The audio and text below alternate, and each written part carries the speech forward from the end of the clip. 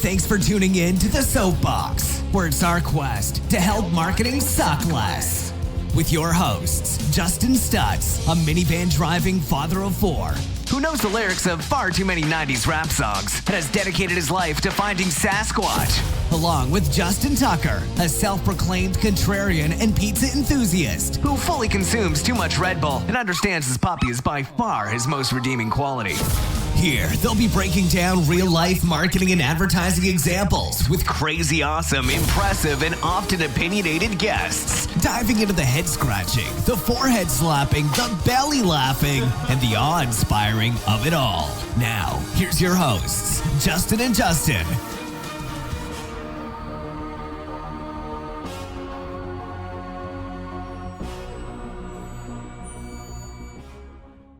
All right, welcome everybody to another episode of the Soapbox, where it is our quest just to help marketing suck a little bit less. Justin, why don't you go ahead and introduce our guest today? Yeah, I'm really excited for Brittany to be on our show.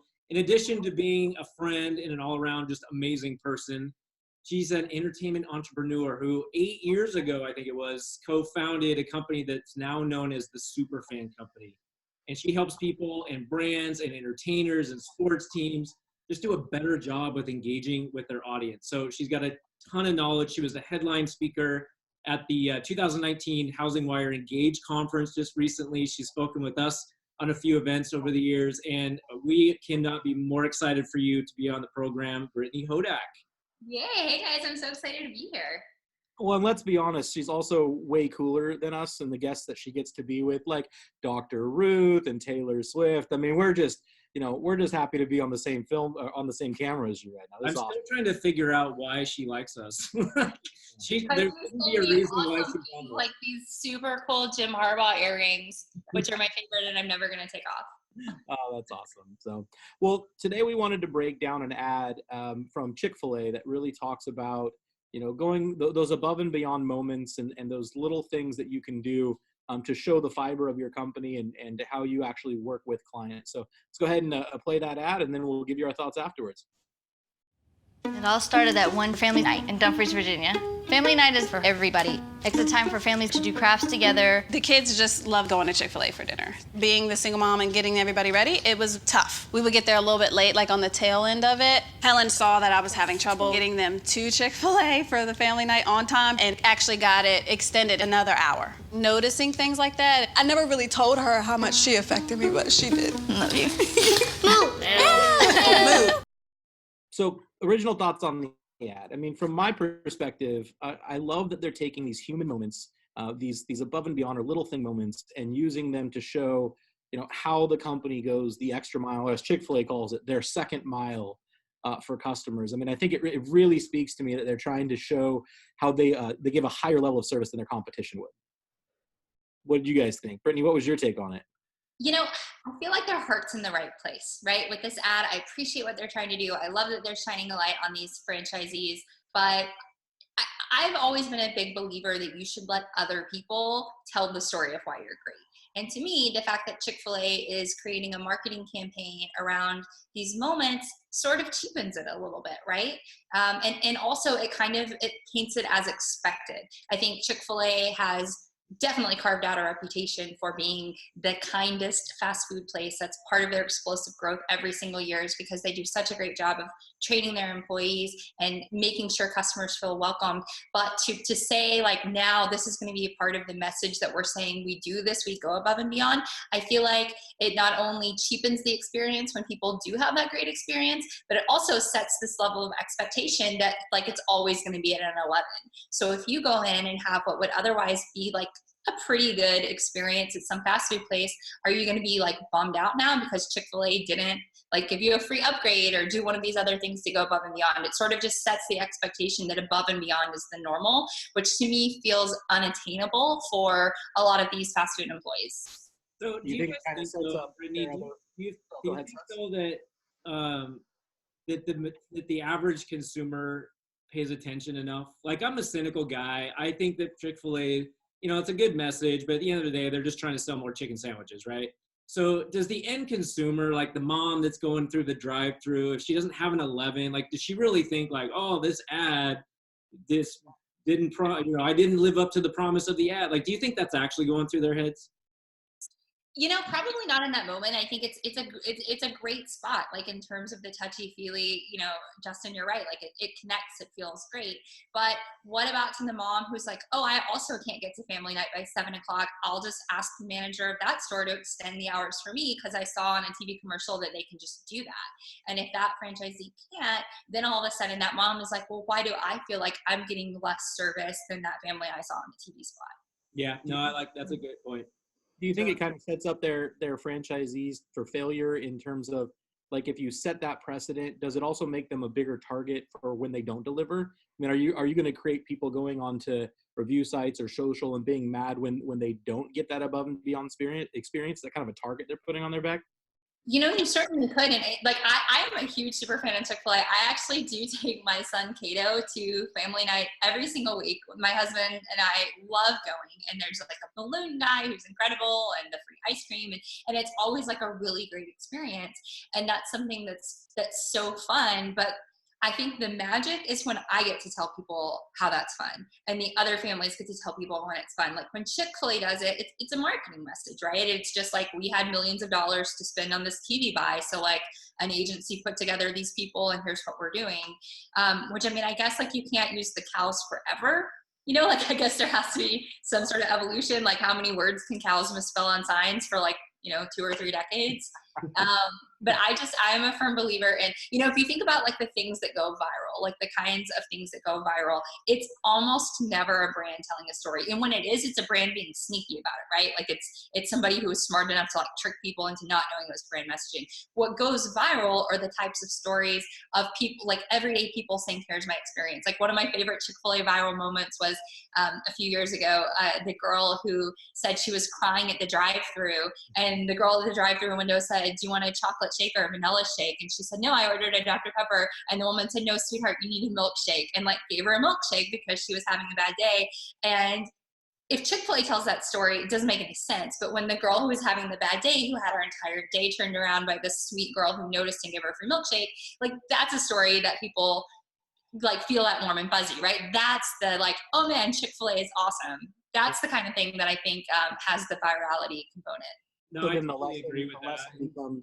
The lesson becomes get your audience to be the ones talking about you, as opposed to taking these moments and turning them into massive marketing campaigns. And I think that I'd like to draw a little bit of a parallel here, as always, to what we do in the real estate side of things, and how this lesson can translate. Real estate agents are always going above and beyond for their clients, and they're doing these extra things. They want to get noticed for it or brand recognition for it. One of the things I see a lot is people snapping pictures of their reviews. I mean, shoot, this is Soapbox. We're going to look at ourselves in this. We snap pictures of our reviews. We get testimonials that we post throughout our social channels. Brittany, would you have any advice for how people can share those moments where people are happy with their service? They give them 5 stars on Zillow, or they write a great testimonial. What's the best way to leverage that to get more people to see you do a good job without it coming across as inauthentic?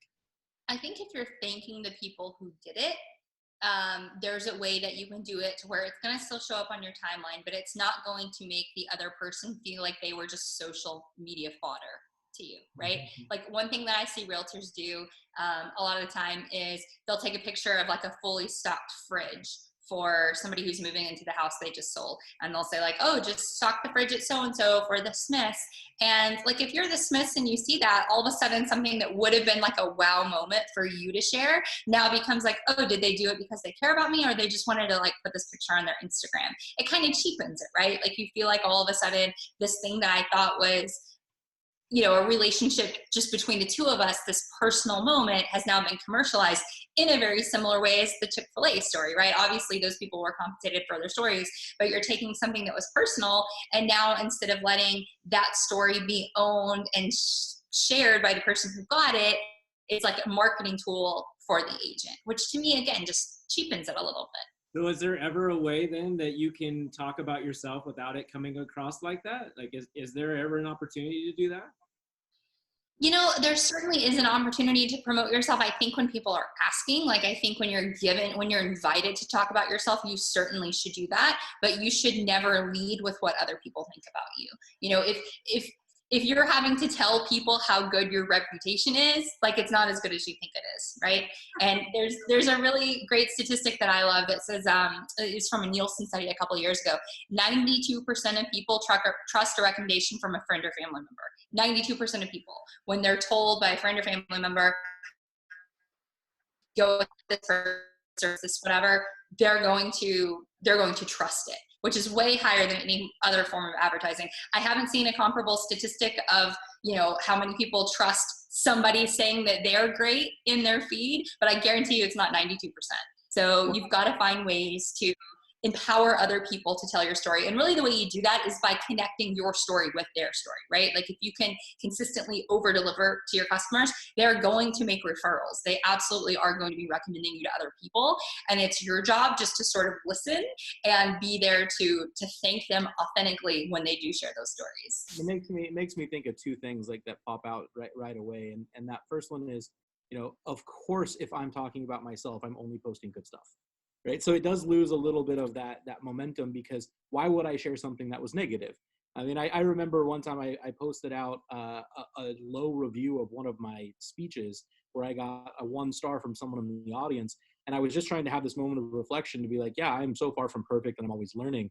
But generally we don't. We share the best testimonials, the people who already love us.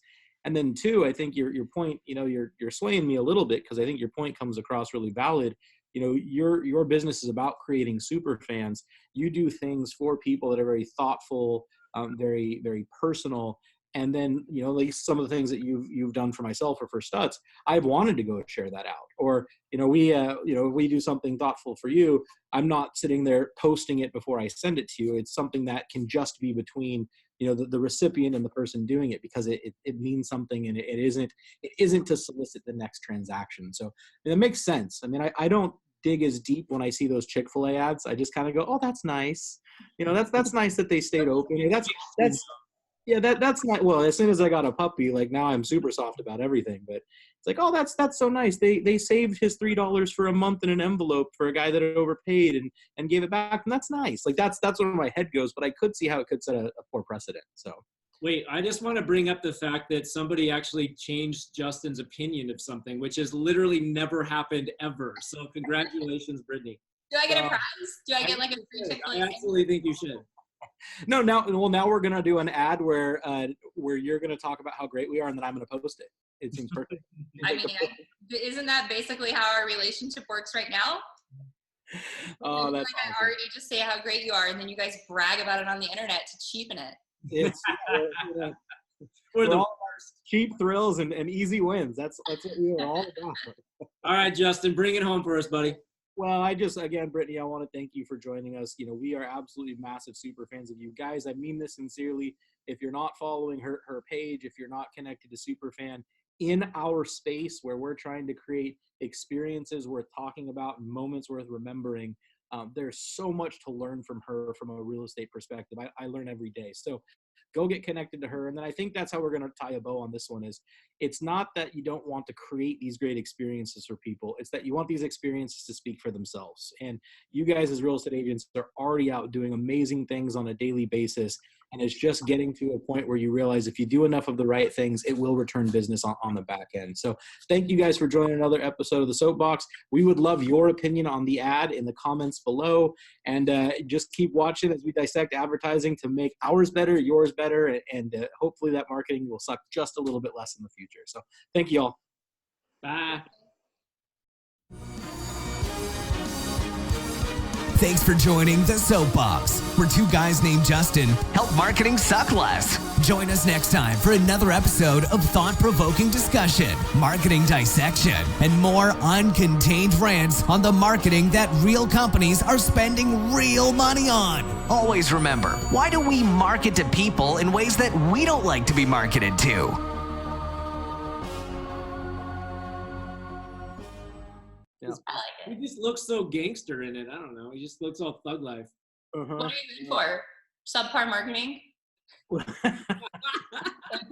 Where is this? Where is this dialogue? This needs to be in the show.